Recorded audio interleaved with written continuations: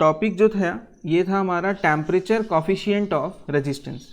तो हमने कोई एक वायर लिया, मेटल लिया, ठीक है, जो कि क्या क्या हो सकता है, किस किस मेटल का बना हो सकता है। ये बना हो सकता है एल्यूमिनियम का, कॉपर का या सिल्वर का, किसी का भी ये बना हो सकता है वायर, ठीक है।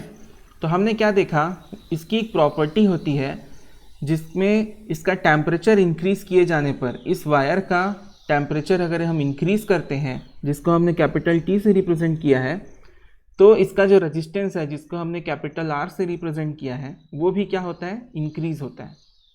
तो किसी भी कंडक्टर, किसी भी वायर की, वो मेटल की ये प्रॉपर्टी जिसके कारण उसका टेम्परेचर बढ़ाए जाने पर उसका रेजिस्टेंस क्या हो, इंक्रीज़ हो, उसे हम क्या कहते हैं, टेम्परेचर कॉफिशिएंट ऑफ रेजिस्टेंस।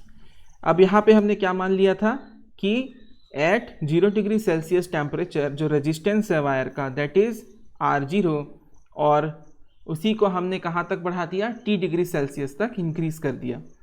तो जब हमने T डिग्री सेल्सियस तक इंक्रीज़ किया तब हमको क्या मिल गया, उसका जो रेजिस्टेंस है, बढ़ा हुआ रेजिस्टेंस है, वो मिल गया RT ओम्स, ठीक है। ये किस में होता है, ओम में होता है इसका यूनिट। तो इंक्रीज इन रेजिस्टेंस, टेम्परेचर को बढ़ाने से रेजिस्टेंस में क्या इंक्रीज है उसको हम कैसे बता सकते हैं, final resistance minus initial resistance. तो the RT is the final resistance and R0 is the initial resistance. So this will also come in ohm. Now हमने ये देखा कि यहाँ पे ये जो इंक्रीज इन रेजिस्टेंस है that depends on R0, that is initial और you can say original resistance, और ये और डिपेंड करता है इंक्रीज इन टेम्परेचर पर और टाइप ऑफ मटेरियल पर। तो जब इन तीनों कंडीशंस को मैंने क्लब किया तो मुझे मिला RT minus R0 proportional R0 into T, और यहाँ पे मुझे मिल गया RT minus R0 is equal to alpha zero into R0 into T. अब यहाँ पे जो अल्फ़ा ज़ीरो है यही क्या है, आपका प्रोपोर्शनलिटी कांस्टेंट है, यही क्या है, हमारा टेम्परेचर कॉफिशिएंट है। तो temperature coefficient is equal to RT minus R0 by R0 into T. अब मैंने क्या बताया आपको, ये फॉर्मूला तो बता दिया लेकिन इसका यूनिट नहीं बताया। टेम्परेचर कॉफिशिएंट का जो यूनिट होता है वो हम कैसे निकाल सकते हैं। तो चलिए हम लोग एक नेक्स्ट पेज ले लेते हैं और उसमें हम डिस्कस करेंगे इसकी यूनिट के बारे में। तो सबसे पहले तो मैं आपको ये एक बार और मैं लिख देता हूँ, अल्फ़ा ज़ीरो का जो फॉर्मूला हमारे पास आया है ये है temperature coefficient at 0 degree Celsius, alpha zero is equal to RT minus R0 divided by R0 into T. अब देखिए यहाँ पे अगर आप चाहें तो लिख सकते हैं, देखिए RT माइनस R0 का यूनिट क्या होगा, ओम होगा, डिवाइडेड बाई R0 का यूनिट क्या होगा, ओम होगा, और यहाँ पर जो टेम्परेचर का यूनिट है वो क्या है, डिग्री सेल्सियस है। अब ये ओम और ओम क्या हो जाएंगे, आपके कैंसल आउट हो जाएंगे, और आपका जो फाइनल फार्मूला जो यूनिट जो भी बनेगा आपका, दैट इज़ पर डिग्री सेल्सियस। तो जो यूनिट होती है, unit of alpha zero that is temperature coefficient is पर डिग्री सेल्सियस, और यू कैन ऑल्सो से पर डिग्री सेल्सियस। इस तरह से आप उसका यूनिट डिफाइन कर सकते हैं। अच्छा, हमने क्या देखा, RT minus R0 is equal to alpha zero R0 into T. अभी मैं जो फार्मूला आपको बताने वाला हूँ ये आपका बहुत आसान फार्मूला है। यहाँ पे हमको क्या करना है, ये जो R0 आपको यहाँ पे नज़र आ रहा है इसमें माइनस लगा हुआ है, ये इस साइड जाएगा सेकेंड साइड में RHS में, तो ये किस में बदल जाता है, प्लस में बदल जाता है। तो यहाँ पे जो RT बच जाएगा, RT इज इक्वल टू होगा R0 plus alpha zero R0 into T. अब यहाँ पे मुझे क्या निकालना है, RT, एक सेकेंड, ओके। सो यहाँ पे मुझे फाइंड आउट करना है RT is equal to R0, यहाँ से कॉमन ले लिया R0, तो यहाँ पे क्या बच गया, 1 plus alpha zero into T, क्योंकि R0 दोनों ही टर्म से मैंने क्या ले लिया, कॉमन निकाल लिया। तो ये जो फाइनल डिडक्शन हमको मिलता है ये है हमारा फाइनल रेजिस्टेंस का फॉर्मूला, देखिए अगर आपको टेम्परेचर में होने वाला इंक्रीज है ना, टेम्परेचर में होने वाला इंक्रीज जो कि है T, ये पता हो, और क्या पता हो, अल्फ़ा ज़ीरो की वैल्यू पता हो और R0 पता हो, तो आप क्या निकाल सकते हैं, आप इजली RT को फाइंड कर सकते हैं। तो ये भी एक अनदर इम्पॉर्टेंट फार्मूला है यहाँ पे, जिसके थ्रू आप दिए हुए टेम्परेचर इंक्रीज और इनिशियल रेजिस्टेंस अगर गिवन है और alpha zero temperature coefficient given है, तो डायरेक्टली इस फार्मूला का यूज़ करके आप RT फाइंड कर सकते हैं।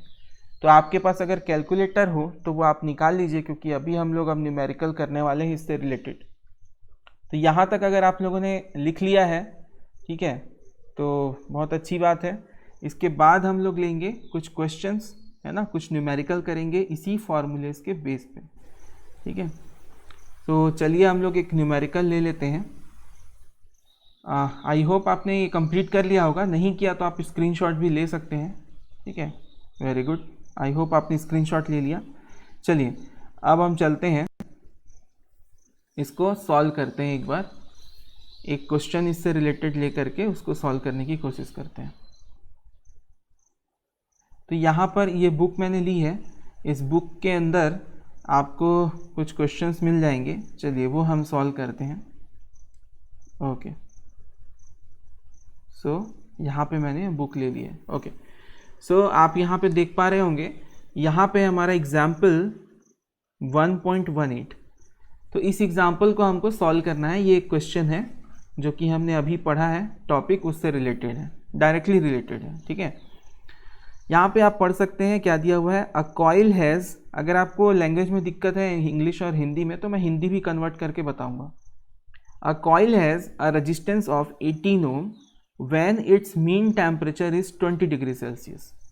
देखिए यहाँ पे क्या बोल रहा है, एट 20 डिग्री सेल्सियस रेजिस्टेंस कितना है, 18 ohm. Okay, and of 20 ohm when it's mean temperature is 50 degree Celsius. देखो हमारे पास एक कॉइल है जिसका रेजिस्टेंस 18 ओम है जब टेम्परेचर क्या है, 20 डिग्री सेल्सियस है, और उसी का रेजिस्टेंस क्या है, 20 ओम है जब उसका टेम्परेचर क्या है, 50 degree Celsius. So at temperature 50 degree Celsius the resistance is 20 ओम। अब ये दोनों कंडीशंस हमको गिवन है। अब जो पूछना चाह रहा है वो लिख देते हैं। इसमें पूछना चाह रहा है find its mean temperature rise when its resistance is 21 ओम। तो यहाँ पे क्या बोला गया है कि अगर रेजिस्टेंस क्या है आपका, 21 ओम दिया हुआ है, तो 21 ओम रेजिस्टेंस के लिए जो टेम्परेचर राइज है, ठीक है, जो टेम्परेचर राइज है वो कितना होगा। और इसमें क्या दे दिया गया है, सराउंडिंग टेम्परेचर भी दे दिया है 15 डिग्री सेल्सियस का। सो सराउंडिंग टेम्परेचर कितना दिया हुआ है, 15 डिग्री सेल्सियस का सराउंडिंग टेम्परेचर दिया हुआ है। तो ये जो चीज़ें हैं ये आपको इसमें काम आने वाली है। अब मैं आपको समझाऊंगा कि किस तरीके से इसमें हमको आगे प्रोसीड करना है। तो ऐसे अगर क्वेश्चंस आपको मिलते हैं, अगर आप ये स्क्रीनशॉट ले लें तो बहुत अच्छा होगा, क्योंकि ये आपका जो क्वेश्चन है यहाँ पे आपके मोबाइल पर सेव हो जाएगा। तो आई होप आपने स्क्रीनशॉट ले लिया होगा। चलिए आपको मैं समझाता हूँ कि किस तरीके से करना है। चलिए नेक्स्ट पेज ले लेते हैं। इसमें आपको गिवन डेटा पहले लिखना है, तो मैं गिवन डेटा यहाँ पे लिख लेता हूँ जो हमने क्वेश्चन से उठाया था। तो क्वेश्चन में क्या दिया हुआ है स्टूडेंट्स, ये दिया हुआ है कि कॉइल है एक, हमारे पास क्या है, एक कॉइल है, इस तरह की एक कॉइल है, वायर से ही बनती है, वायर को जब वाउंड कर दिया जाता है तो कॉइल बन जाती है। इस तरह की एक कॉइल है जिसका रेजिस्टेंस अलग अलग टेम्परेचर पर अलग अलग दिया हुआ है। जैसे पहला जो दिया हुआ है वो है at it is given as 18 ओम।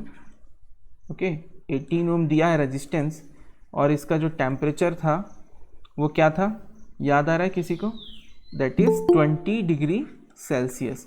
तो 20 डिग्री सेल्सियस टेम्परेचर पर 18 ओम का रेजिस्टेंस दिया हुआ है। अब हमको जो फार्मूला पता है, ठीक है, वो क्या पता है हमको फार्मूला, हमको फार्मूला पता है R T is equal to होता है R0 plus R0 alpha zero into T, और इसको और अच्छे से लिखें तो ये हो जाएगा R T is equal to R0 common हो जाएगा 1 plus alpha zero into T. अब यहाँ पे जो टी है that is the temperature at which we are getting that resistance okay of particular coil. So यहाँ पे जो आर टी है वो क्या हो जाएगा 18 ओम, ठीक है। डायरेक्टली हम यहाँ से पुट कर सकते हैं 18 ओम को इज इक्वल टू R0 की वैल्यू हमको नहीं पता 1 प्लस, इसलिए R0 रहने दिया है 1 प्लस अल्फ़ा ज़ीरो की वैल्यू भी हमको नहीं पता है, अल्फ़ा ज़ीरो इंटू टी क्या है हमारा 20। सो ये हमारा बन जाता है इक्वेशन 1। और हमको जो गिवन है वो देख लेते हैं। हमको गिवन क्या है, एट 50 डिग्री सेल्सियस हमको रेजिस्टेंस गिवन है दैट इज़ 20 ओम। तो एट 50 डिग्री सेल्सियस जो रेजिस्टेंस हमको है वो है 20 ओम। तो फिर से हम उसी फॉर्मूले में जब वैल्यू को पुट करेंगे that formula is R T is equal to R0 1 plus alpha zero T. तो हमको यहाँ पे मिल जाता है 20 is equal to R0 1 plus alpha zero into T की वैल्यू मतलब टेम्परेचर कितनी वैल्यू है 50, ठीक है। अब ये हमारा हो गया इक्वेशन 2। अब आप क्या करिए है ना, अब हमको क्या चाहिए, अल्फ़ा की वैल्यू चाहिए। तो अल्फ़ा की वैल्यू कैसे निकाल सकते हैं, अल्फ़ा की वैल्यू हम निकाल सकते हैं दोनों इक्वेशंस को डिवाइड करके। डिवाइडिंग की जगह हम डायरेक्टली इसको इक्वेशन को डिवाइड ही कर देते हैं, ठीक है। ये देखिए इस तरीके से हम कर सकते हैं, डिवाइड इक्वेशन 2 बाई इक्वेशन 1। तो ये हमारा इक्वेशन 2 है और ये हमारा इक्वेशन 1 है। तो डायरेक्टली आप इसकी वैल्यू को ले लीजिए that is 20 divide by 18 is equal to R0 1 plus 50 alpha zero divided by R0 1 plus 20 alpha zero. तो यहाँ पे आपको R0 और R0 कैंसिल हो जाएंगे और यहाँ पे आपको मिल जाएगा 2 9s and sorry it will, this is not 2 9s, it is 2 10s and this will be 2 9s। अब आपको क्या करना है, इसका क्रॉस मल्टीप्लिकेशन करना है, ठीक है। ये बस सॉल्यूशंस हैं, आप सॉल्यूशन आसानी से कर सकें इसलिए मैं इसको ज़्यादा डीपली आपको बता रहा हूँ। आप डायरेक्टली मुझे आंसर भी माइक अनम्यूट करके बता सकते हैं क्या आ रहा है आपका आंसर, लेकिन आप कॉपी में सॉल्व ज़रूर करिए। 1 plus 20 alpha zero is equal to 9 का मल्टीप्लाई इसमें हो जाएगा, तो ये आ जाएगा 9 into 1 plus 50 alpha zero. Now multiply करिए that will give you 10 plus 200 alpha zero is equal to 9 plus that will become 450 alpha zero.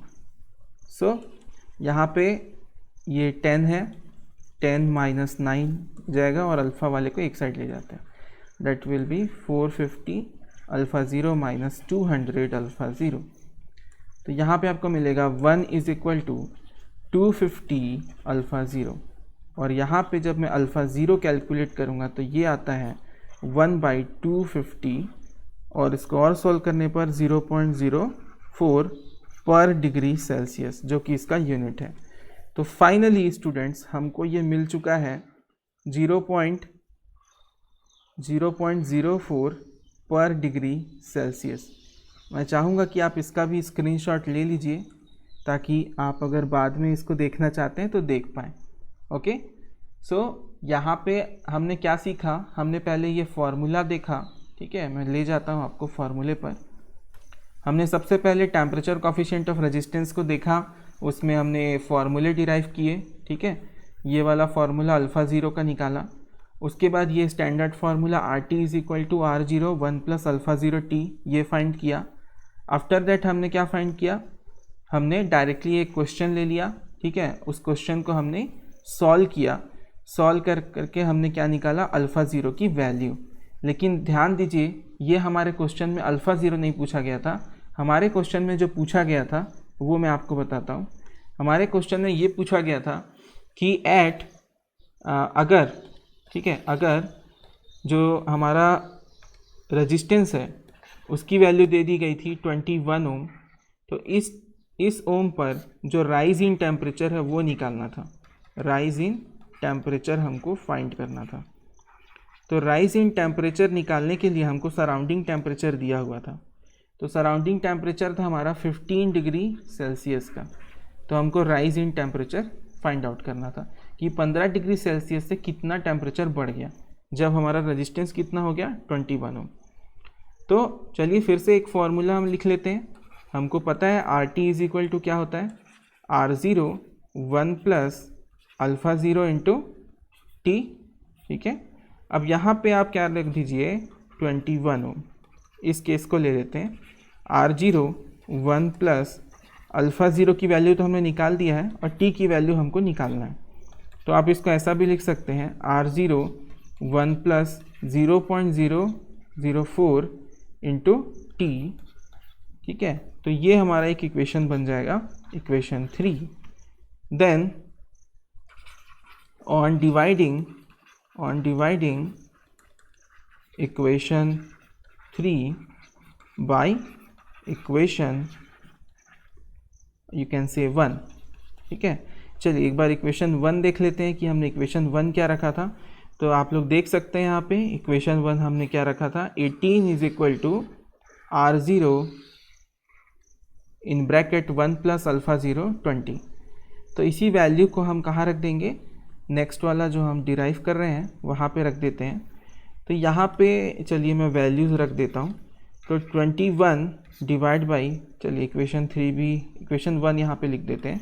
Equation 1 क्या था, 18 is equal to R0 1 plus alpha zero into 20। अब इस value को यहाँ रख देते हैं, 21 बाई 18 यहाँ हो जाएगा इज इक्वल टू R0, ये लिख रहा हूँ मैं, 1 प्लस 0.004 इंटू टी, है ना। और यहाँ पर भी अल्फ़ा ज़ीरो की वैल्यू हम रख देंगे तो क्या हो जाएगा, 18 is equal to R0 1 plus 20 into 0.004, ऐसा हमको वैल्यू मिल जाएगा। तो डायरेक्टली हम पुट कर देते हैं, R0 1 प्लस 0.004 इंटू 20। हमको अब देखिए यहाँ पे R0 और R0 क्या हो गए, कैंसल आउट हो गए, और यहाँ पे हमको मिल गया 7, 3 7 जा 21 एंड 3 6 जा 18। अब अगर आप इसको सॉल्व करते हैं तो आपको क्या मिल जाएगा, यहाँ पे 7/6 है। तो 7 का जो मल्टीप्लाई है वो किससे करेंगे, इस वाले ब्रैकेट से कर लेते हैं। तो 7 into 1 plus 0.004 into 20 is equal to 6 into 1 plus 0.004 into T. अब चलिए इसको फटाफट सॉल्व कर लेते हैं और अपना आंसर निकाल लेते हैं। तो यहाँ पे आ जाएगा आपका 7 प्लस, अब इसका जो मल्टीप्लिकेशन है वो क्या हो जाएगा बताइए। तो उसको हम पहले से नहीं करते, हम क्या करते हैं 0.004 रखते हैं और 20 का 7 से मल्टीप्लाई करते हैं। तो यहाँ पे आ जाएगा 140 और आगे आ जाएगा 6 प्लस, अब यहाँ पे मल्टीप्लाई करना पड़ेगा तो ये आ जाएगा 0.024 टी। फाइनली आपको मिल जाएगा 7 इस साइड, 6 को मैं इधर ले जाता हूँ तो ये हो जाएगा 7 माइनस 6 एंड प्लस, इसको मल्टीप्लाई करके देखिए। अगर आप कैलकुलेटर रखे हुए हैं तो वेल एंड गुड है, और नहीं रखे हैं तो भी आप कर सकते हैं। 14 4 जा होता है 56, है ना। तो 14 4 जा 56 आप करेंगे तो आपको आ जाएगा यहाँ पे 0.56। यहाँ पे जो वैल्यू आएगी इसका मल्टीप्लिकेशन करने से वो हमको आ जा रहा है 0.56, और इस साइड में जो वैल्यू है 6 तो उधर चला गया, तो यहाँ क्या बचा 0.024 इंटू टी। अब यहाँ पे जब आप सॉल्व करेंगे तो ये आ जाएगा 1.56 और ये 024 आ जाएगा नीचे 0.024 इस तरीके से यहाँ पे मिल जाएगा इक्वल टू टी। तो आप जब इसको सॉल्व करेंगे, ठीक है, आप कर लेना, और तो यहाँ पे आ जाएगा 65 डिग्री सेल्सियस। तो ये जो आपका टेम्परेचर है वो यहाँ पे आ जाता है। ये वो टेम्परेचर राइज नहीं है, ये क्या है, सिर्फ टेम्परेचर है। जो कब है, जब आपका रेजिस्टेंस क्या है 21 ओम। तो आपको जो राइज इन टेम्परेचर निकालना है उसमें इस फाइनल टेम्परेचर, इस रेजिस्टेंस पर जो टेम्परेचर है, जैसा कि हमारा क्या है 65 डिग्री सेल्सियस, तो इस 65 डिग्री सेल्सियस में हमको क्या करना पड़ेगा, माइनस करना पड़ेगा हमारा initial temperature that is surrounding temperature which is 15 degree Celsius. इसलिए हम 15 माइनस करेंगे तो हमको आ जाएगा 50 degree Celsius. So this will give the rise in temperature. यही क्या बताता है, हमारा राइज इन टेम्परेचर को बताता है। सो आई होप कि आप सभी को ये समझ में आ गया होगा कि ये जो न्यूमेरिकल है कैसे सॉल्व किया जाता है। मैं चाहूँगा आप स्क्रीनशॉट भी ले लीजिए। सर इसमें चैट वाला ऑप्शन नहीं आ रहा है। 1.19 में हमने क्या लिया हुआ है, एक डायनेमो लिया हुआ है। चलिए पहले मैं रीड करता हूँ। The resistance of field coils of a dynamo is 173 ohm at 16 degree Celsius. After working for 6 hours on full load, the resistance of the coil increases to 212 ohm.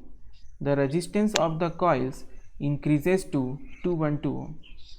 इसका क्या मतलब है कि एक डायनेमो है जो कि एक इलेक्ट्रिकल मशीन है, वो उसके जो फील्ड कॉइल्स हैं, फील्ड कॉइल्स का रेजिस्टेंस कितना है 173 ओम एट 16 डिग्री सेल्सियस, और उसमें 6 घंटे तक वर्क करने के बाद, after working for 6 hours on full load पर वर्क करने के बाद उसमें क्या होगा, कोई भी मशीन ज़्यादा देर तक काम करता है तो क्या हो जाता है, हीटअप हो जाता है।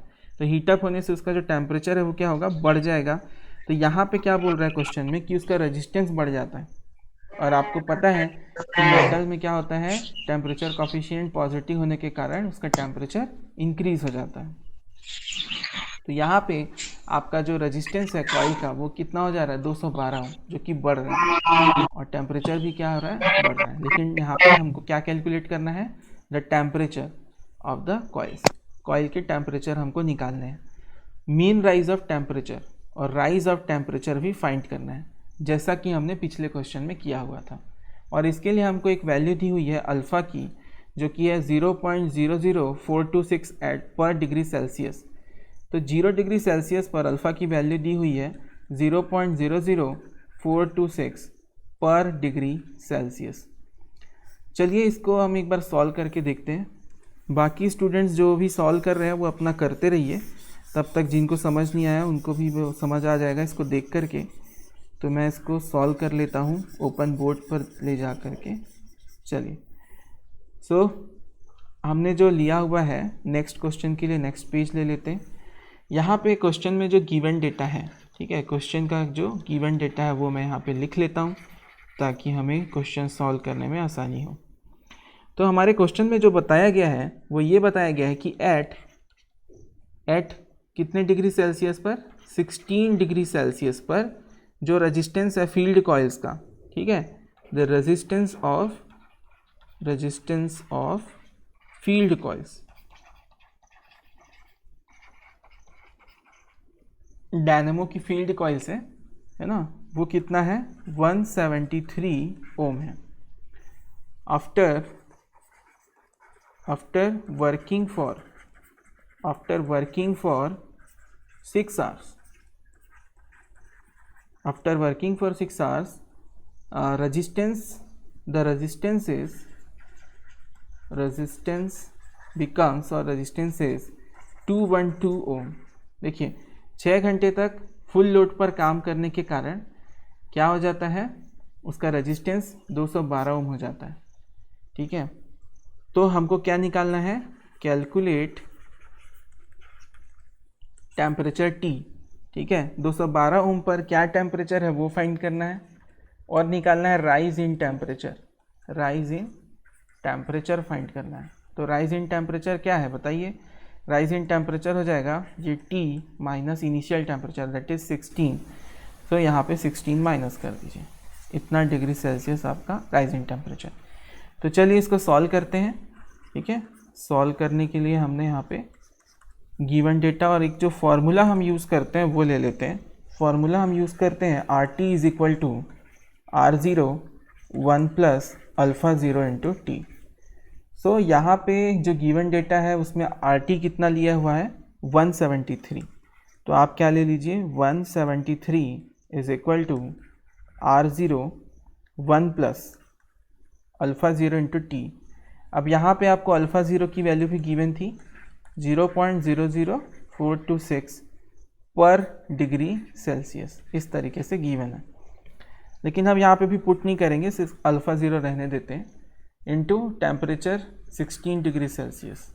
Okay, so this will become your equation 1। Now यहाँ पे आप क्या निकाल सकते हैं सेकेंड वाले के लिए, जिसमें 212 ओम का क्या है रेजिस्टेंस है।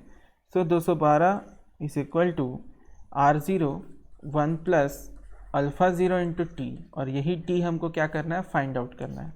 तो ये दो इक्वेशन हमारे यहाँ पे बन गए। इन दोनों इक्वेशन को आप अगर रेशियो निकाल लो 173, क्या करिए यहाँ पे आप रेशियो फाइंड आउट कर लीजिए।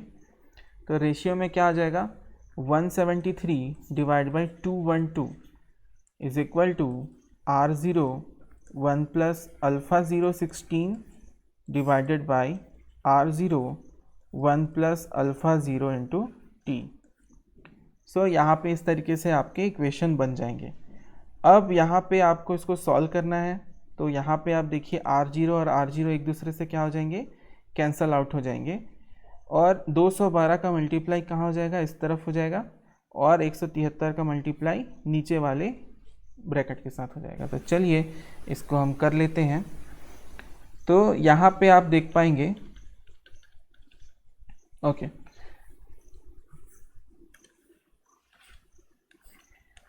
173 into 1 plus alpha 0 into T and is equal to 212 1 plus alpha 0 into 16।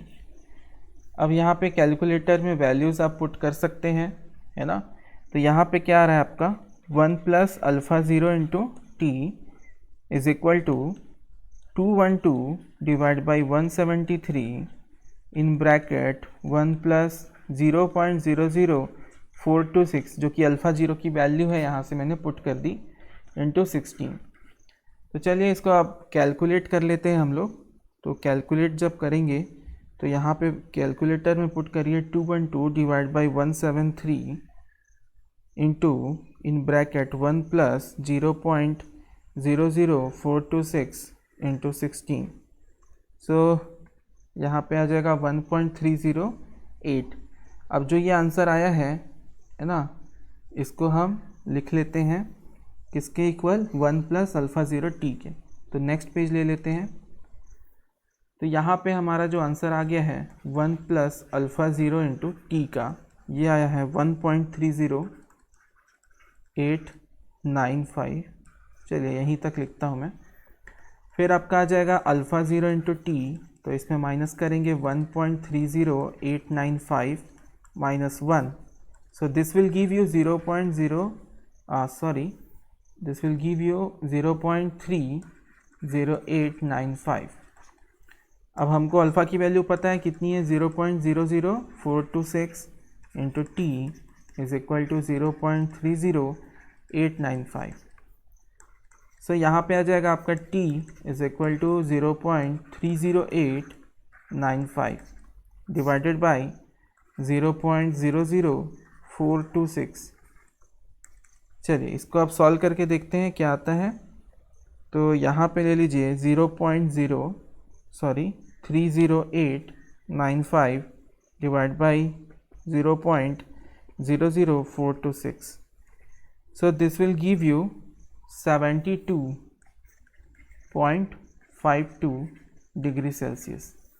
सो आपका जो फाइनल टेम्परेचर आ गया, जिस टेम्परेचर पर जो रेजिस्टेंस था वो कितना था 212 ओम। 6 घंटे काम करने के बाद जो मशीन थी उसका जो टेम्परेचर है वो इतना बढ़ जाता है, और इसी टेम्परेचर पर जो रेजिस्टेंस क्वेश्चन में ऑलरेडी गिवन है उसको मैं लिख देता हूँ वो जो कि है 212 ओम का। अब आपको क्या निकालना है नेक्स्ट में, राइज इन टेम्परेचर। तो उसके लिए भी हम एक नया पेज ले लेते हैं। यहाँ पे आपको निकालना है rise in temperature. So rise in temperature के लिए क्या करना पड़ेगा, आपको बताया था मैंने, जो फाइनल हमारा टेम्परेचर आ रहा है T, उसको माइनस कर दीजिए 16 डिग्री सेल्सियस से। तो आप जब माइनस करेंगे 72.52 डिग्री सेल्सियस माइनस 16, तब आपको मिल जाएगा हमारा फाइनल टेम्परेचर राइज, जो कि होता है 56.52 degree Celsius. So this will be the answer. इस तरीके से यहाँ पे आप इसको ले सकते हैं, ठीक है। Okay, so students, here is the definition for temperature coefficient. So अभी हम कुछ इम्पॉर्टेंट टॉपिक देखने वाले हैं। उसी मतलब अपना जो टॉपिक था टेम्परेचर कोफिशिएंट का, उसमें कुछ इंपॉर्टेंट कंसेप्ट्स आपको बताऊंगा। जैसे आपको डिफाइन करना है टेम्परेचर कोफिशिएंट ऑफ रेजिस्टेंस को, तो कैसे करेंगे, तो ये यहाँ पे उसका डेफिनेशन आप नोट कर सकते हैं या स्क्रीनशॉट ले सकते हैं। Temperature coefficient of resistance of a conductor is the increase in resistance पर ओम ओरिजिनल रेजिस्टेंस पर degree Celsius rise in temperature. तो इस तरीके से उसका इक्वेशन दिया जा सकता है।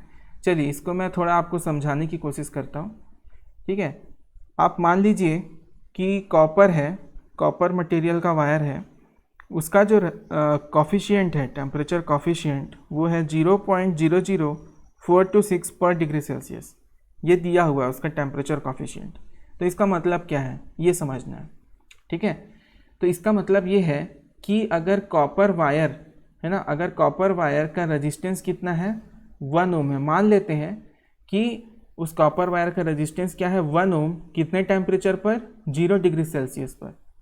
ऐसे एज्यूम कर लेते हैं कि उस कॉपर वायर का रेजिस्टेंस 1 ओम है 0 डिग्री सेल्सियस पर। Then it will increase by 0.00426 ohm for 1 degree Celsius rise, ठीक है। मतलब किसी कॉपर वायर का रेजिस्टेंस अगर 0 डिग्री सेल्सियस पर 1 ओम है, ठीक है, तो अगर उसका टेम्परेचर अगर हम बढ़ा दें 1 डिग्री सेल्सियस बढ़ा दें, तो उसका टेम्परेचर कितने से बढ़ जाएगा, तो उसका टेम्परेचर आपका बढ़ जाएगा 1.00426 हो जाएगा, इतना हो जाएगा। मतलब कितने से बढ़ गया, 0.00426 ओम से बढ़ गया, जो कि हमारी किसकी वैल्यू है, अल्फ़ा की वैल्यू है यहाँ पे, ठीक है। तो यहाँ से आपको ये चीज़ें समझ में आ गई होंगी कि किस तरीके से इसका डेफिनेशन और इसका मीनिंग होता है। अब मान लीजिए कि अगर वो 10 डिग्री सेल्सियस तक बढ़ जाए, ठीक है, 1 डिग्री सेल्सियस में इतना हो रहा है ना, तो 10 डिग्री सेल्सियस पे कितना हो जाएगा, 10 गुना हो जाएगा। 10 डिग्री सेल्सियस पर 10 गुना हो जाएगा, लेकिन किसका, इसका 10 गुना, इसका 10 गुना 1 में ऐड होगा। तो इसका जब आप 10 गुना करोगे तो आपको आ जाएगा 0.0426, और इसमें आप ऐड कर दीजिए इनिशियल 1 ओम को, तो आपका आ जाएगा 1.0426 ओम। देखिए इन दोनों में बहुत अंतर है ना, ये वाला वैल्यू और 10 डिग्री सेल्सियस की वैल्यू, इन दोनों में अंतर है। यहाँ पे है 1.004 है और यहाँ क्या है 1.04 है, तो ये वैल्यू बड़ी है और ये वैल्यू छोटी। तो यहाँ पे आपको समझ में आएगा किस तरीके से वर्क होता है। चलिए एक और यहाँ पे पॉइंट हमको डिस्कस करना है, वो ये है पॉजिटिव टेम्परेचर कोफिशिएंट किन मेटल्स में, किन मटेरियल्स में होता है, और निगेटिव टेम्परेचर कोफिशिएंट क्या होता है और वो किन मेटल्स में होता है या किस टाइप के मटेरियल में पाया जाता है। और ऐसे भी मटेरियल होते हैं जिनका टेम्परेचर कोफिशिएंट क्या होता है, कांस्टेंट होता है या स्मॉल होता है, बहुत स्मॉल, जिससे उनमें टेम्परेचर चेंज होने से कोई भी चेंज नहीं आता, ठीक है। तो वो मैं आपको बताऊंगा। देखिए सबसे पहला है हमारे पास मेटल, प्योर मेटल। यहाँ पे एलॉय की बात नहीं हो रही है, प्योर मेटल की बात हो रही है। ऐसे सब्सटेंस जैसे कि प्योर मेटल में आता है कॉपर आ गया, है ना, एल्यूमिनियम आ गया, सिल्वर आ गया, तो ये सब क्या है, प्योर मेटल है। और इसमें टेम्परेचर बढ़ने के साथ साथ रेजिस्टेंस में क्या होता है, हमेशा बढ़ोतरी होती है, इंक्रीज़ होता है रेजिस्टेंस। इसलिए यहाँ पे इसको क्या बोला गया है, positive temperature coefficient of resistance, क्योंकि इसमें टेम्परेचर बढ़ने के साथ साथ रेजिस्टेंस हमेशा क्या होता है, बढ़ता ही है, कम नहीं होता, हमेशा क्या होता है, बढ़ता है। लेकिन कुछ ऐसे भी मटेरियल होते हैं जैसे कि आपका इंसुलेटर और सेमीकंडक्टर। जो इंसुलेटर और सेमीकंडक्टर होते हैं, इंसुलेटर जो इलेक्ट्रिसिटी को पास नहीं करता, एंड सेमीकंडक्टर जैसे कि आपका जर्मेनियम, सिलिकॉन, ये क्या है, आपके सेमीकंडक्टर हैं। और इंसुलेटर में आ जाएगा glass, plastic, would, dry would, ये सब क्या आ जाएंगे, इंसुलेटर में आ जाएंगे। तो माइका भी इंसुलेटर है। तो इंसुलेटर और सेमीकंडक्टर में क्या होता है, टेम्परेचर कॉफिशिएंट निगेटिव होता है। इसका मतलब ये है कि टेम्परेचर बढ़ने पर रेजिस्टेंस क्या हो जाता है, कम हो जाता है, उल्टा होता है। तो इसका जो टेम्परेचर कॉफिशिएंट है ये कैसा होता है, निगेटिव होता है। ऐसे मटेरियल जैसे इंसुलेटर और सेमीकंडक्टर, तो इनका जो टेम्परेचर कॉफिशिएंट होगा वो क्या होगा, निगेटिव होगा। और मेटल्स, प्योर मेटल की बात कर रहा हूँ, एलॉय की बात नहीं कर रहा हूँ। प्योर मेटल में क्या होता है, पॉजिटिव टेम्परेचर कॉफिशिएंट होता है। क्या होता है, पॉजिटिव टेम्परेचर कॉफिशिएंट होता है। कुछ ऐसे भी मटेरियल होते हैं जिसमें टेम्परेचर कॉफिशिएंट की वैल्यू बहुत कम होती है, जैसे कि एलॉयज़। एलॉय में क्या आ जाएगा, यूरेका आ जाएगा, कांस्टेंट 10 आ जाता है। तो ये सब क्या है, कांस्टेंट 10, यूरेका, ये सब क्या एलॉय है, मिश्र धातु है। तो मिश्र धातुओं में जो टेम्परेचर कॉफिशिएंट होता है वो बहुत नेग्लिजिबल होता है, स्मॉल होता है। तो टेम्परेचर कॉफिशिएंट की जो वैल्यू होती है वो होती है वेरी स्मॉल, बहुत स्मॉल टेम्परेचर कॉफिशिएंट की वैल्यू होती है। तो वे बहुत स्मॉल टेम्परेचर कॉफिशिएंट होने की वजह से जो इसका वेरिएशन होता है टेम्परेचर के साथ वो बिल्कुल जीरो होता है ना, या बहुत कम होता है। Variation with temperature changes is very small, very few. इसकी वजह से ऑलमोस्ट हमको ऐसा लगता है कि जो एलॉय का रेजिस्टेंस है वो क्या है, कांस्टेंट है। तो इस तरीके से 3 कैटेगरी आप इसको चेंज कर सकते हैं, 3 कैटेगरीज में, और उसके अकॉर्डिंग मैंने आपको यहाँ पे डिटेल दे दिया है। सो अगर आपको कोई भी डाउट है तो कमेंट कर देना, ठीक है। So thank you.